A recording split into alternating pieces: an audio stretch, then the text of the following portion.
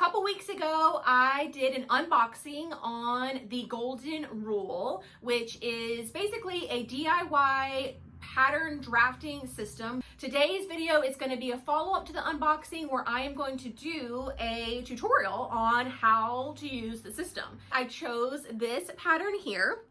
You can see the cute little pajama shorts, and I'm going to be showing you how you take just your hip measurement, because there is no bust to the shorts, just your hip measurement using the Golden Rule system to draft out these shorts that are the perfect size for you. So yeah, let's jump into the tutorial so that I can show you how to draft this little pair of shorts. All right, so first things first, we need to pick out which pattern we are going to make. And flipping through the book, there are obviously so many cute choices. But I wanted to point out just a couple of things to help you identify a good project for your sewing level. And it all corresponds to this little chart, but you can see on here that there is a letter that corresponds with, different pattern pieces. And then there's double letters that indicate the type of garment that is. Here are your the notes for the pattern pieces themselves. And then these things here are what I found to be most helpful in determining which project I wanted to make. Now, I'm not paying too much attention to either one of these because I know how to make those adjustments for my curvy body. But if you don't, you can identify patterns that are suited for one or the other, depending on what your body type is.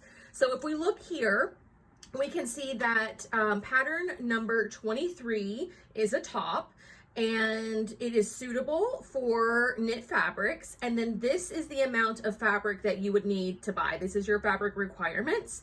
And then there is a contrast piece, which is this here. And this is how much fabric you would need for that contrast piece. So that's how you identify kind of what you need to buy and what you're looking at. And then when you flip the page, these are the patterns that correspond with this illustration. And so you have, we already went over 23. So this is the top, and you can see the line drawing of the backs of all the pattern pieces are also drawn in here as well. And then they remind you about the knit fabric here as well. So that is everything that you need to know from the illustration itself. Everything else we will figure out as we draw out the pattern. So we're going to look at just letter Z, which is number 194, and this is the fabric requirements for that, and you can also make it out of knit if you would like. So flip it over, and we have Z, number 194, right here. All right, so our first step, I'm going to move some of this out of the way, is to take our hip measurement. So we take this little nifty measuring tape that they sent with us. One side is for drawing out the patterns, and then the other side is a centimeter measuring tape. So taking my hip measurements, and I am getting roughly 124 centimeters. The next step is to identify your pattern, which we've done here, and then identify the little plus symbol that is in the middle of each pattern piece. Then you want to take your little pin, and your little pin is going to go into one of these holes. Can you guys see the holes that are on the edge of this? And these numbers correspond to the hip measurement that I just took. So I'm 124, so I'm going to put it in the 124 slot. Then you take the pin and put it through the center of whatever pattern piece you're about to draft. So this one here, we're going to do the, I guess this is the front of the pants, and there's a little plus sign. And so that's where the pin goes next. You put that right through the center of that square, and you can see I have a little bit of tape on mine just to help reinforce that hole that we're making in the paper so that it doesn't kind of grow over time. And then I'm going to place the pin in like through my tracing paper and then through a little piece of scrap cardboard that I have. This is just going to give the pin a little bit of something to hold on to so that you're not like stabbing it into your cutting mat.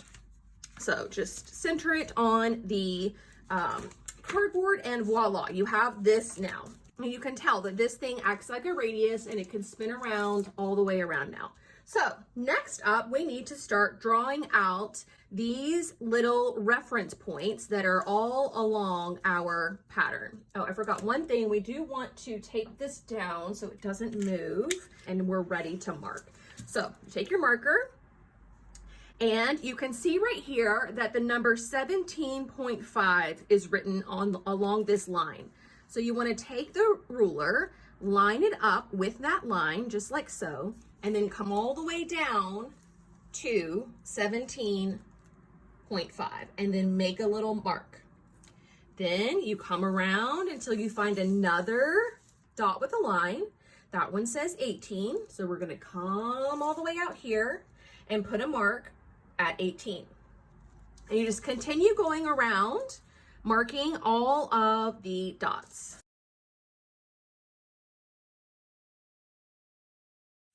This is where the design curve and the tailor's ruler both come into play. We are going to be connecting all of the dots. So you have a couple things that are straight. And again, you're kind of modeling it after this, but you know that the hem is going to be straight on this. So you can go ahead and connect those two dots.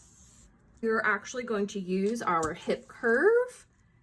So just get as close to the dots as you can, matching up the top two, like so, and then kind of rotating it around to eventually match up the bottom two, like so. And then for curves like the crotch curve here, well, we also know that we've got to connect these two, and you can tell that's at a slight curve. So we're going to put that curve in here. And then for the crotch curve, you can use the more curvier part of your ruler.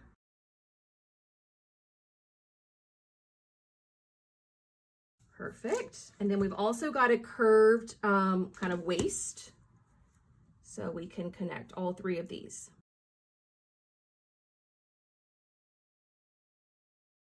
Okay, and just like that, we've got a pair of shorts. Now we do want to transfer a couple of things. One, if you see any lettering, you want to put that in there. So we've got an A over here, and then over here we've got a VM.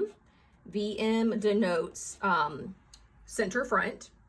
And then we've also got a grain line. So I'm going to take my clear ruler and draw out that grain line, because the grain line on the pattern piece is completely straight.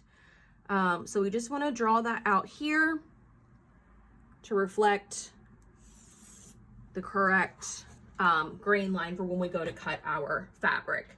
Now, do not forget that we need to add seam allowances. Now you can go through and add seam allowances of any amount. You can do 1/4 inch, 1/2 inch, 1 inch, whatever you want to do. I have those fancy seam allowance rulers from Stitch Buzz that are 5/8 of an inch. So that's what I'm going to use, just because it makes such quick work of this. But add your seam allowances whichever way you like best.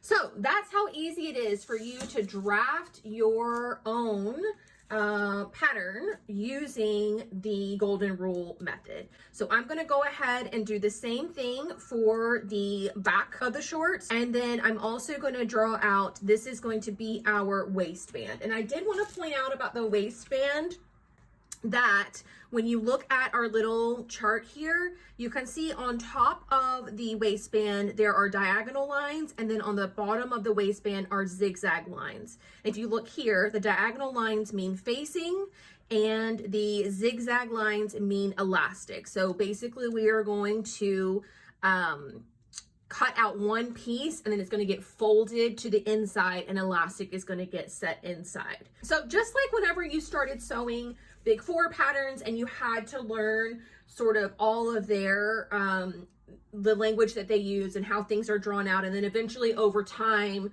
that just became very intuitive to you, the same thing is going to happen if you keep using this system over time, all of this will become very intuitive and you'll be able to make gowns, no big deal, and you'll know exactly how to put them together using the simple little drawing. So, like I said, let me draw out the back pattern piece and the waistband, and I'll show you what we've got. All right, we have the 3 pattern pieces, 1, 2, 3, that we need to make number 194, the cutie little shorts.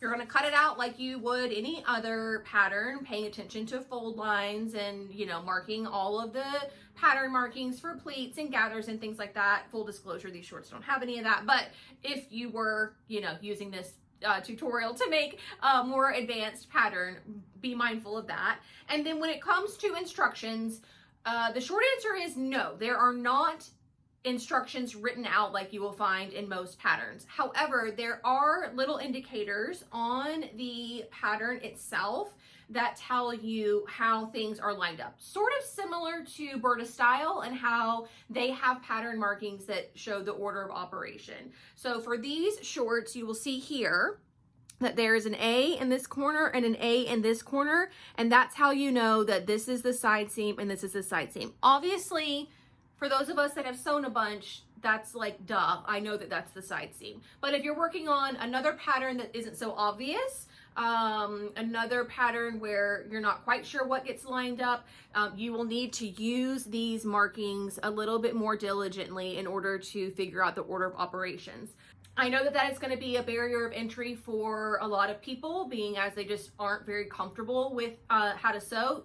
But another tip is for you to take a pattern that has instructions, take a shorts pattern that has instructions and use those instructions, apply it to this pattern. So if you've got another pair of shorts, they don't even have to be like the same elasticated pajama short. They just have to be something with a crotch, an inseam, side seam, and a waistband, and you will get an idea of the order of operations that way. So you can kind of come at it from 2 angles. Check the description box for information on where you can purchase your golden rule kit. I will also have a link to the unboxing where you can see all of the products and materials that come with that kit, and then get to shopping and drafting. It's a lot of fun, and I hope this video kind of demystifies it a little bit for all of you. But that is going to do it for me today. Thank you all so much for watching, and I'll see you very soon. Bye!